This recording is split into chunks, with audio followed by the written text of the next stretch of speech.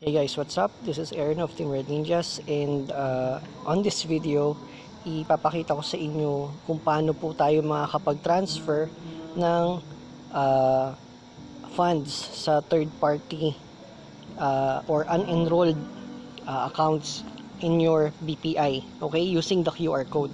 Kasi meron tayong bagong update from BPI na nagsasabi na mag-charge na ng 10 pesos for transfer sa unenrolled BPI accounts. Okay? So currently, ang process from using the new app is ganito. So pagka-login, punta ka ng account mo, and then you will click on transfer money. Then meron din ditong transfer to third party. Lagay mo yung account number, tapos yung one-time pin, isasend yan sa iyong cellphone number, and then once na register mo na yung one-time pin, ayun, magiging successful na yung transfer. Ngayon, ay ipapakita ko sa inyo kung paano, kasi dun sa update, kapag ginamit mo yung QR code, it means wala kang charge. So let's say gamitin mo yung QR code from July 1st onwards, okay, wala kang charge na 10 pesos. So ganito po siya gagawin. Alright, punta lang muna tayo ng BPI natin, login tayo sa app. Okay, so I'm using my fingerprint to sign in. Pwede nyo i-set up to para mabilis. And then, ang gagawin natin is, since meron tayong payroll account dito, ito yung gagamitin natin na from, and then sasend natin sa third party. Ngayon, punta tayong transfers. Alright, transfer money. So, from which account? Lagyan natin 100. Transfer tayo ng 100. Okay, transfer to third party. Ngayon, kapag nilagay mo lang yung account number dito, normal, starting July 1, tapos unenrolled siya, ang mangyayari nun is, mag-charge ka ng 10 pesos. Pero kung gagamitan mo nitong button na to, yan, QR code, you have two options. Pwede nga scan QR code, alright? So, pipicturan mo yung QR code nung iyong account number. Pwedeng nasa desktop yun, tapos pipicturan mo siya ng cellphone, okay? Or import QR from gallery.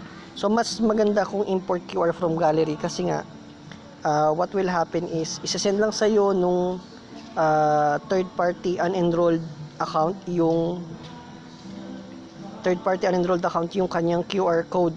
Mag-generate yun using their savings or kahit anong account nila sa BPI. Okay? Mag-generate nila yun from their own app. So import lang natin. And since merong nag-load sa may nag-send sa akin ng QR code, click lang natin yung QR code na yon, madedetect siya. Ito siya yung QR code na sinend sa akin. Ito, payroll din yan, BPI account number. So, yon, na-detect na siya. Kita mo, payroll QR code 451 yung dulo. Ito siya, 451 yung dulo. Alright, so, ayun. Now, notes lang natin dito. Transfer sample. Alright, so go lang natin yan. Next.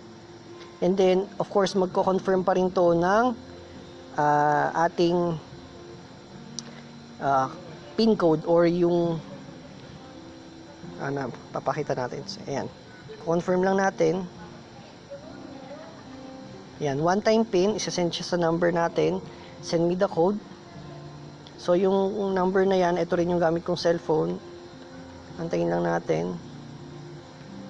Ayun na siya. 395256. So, ayan. Nalagay na natin yung pin. Submit lang natin.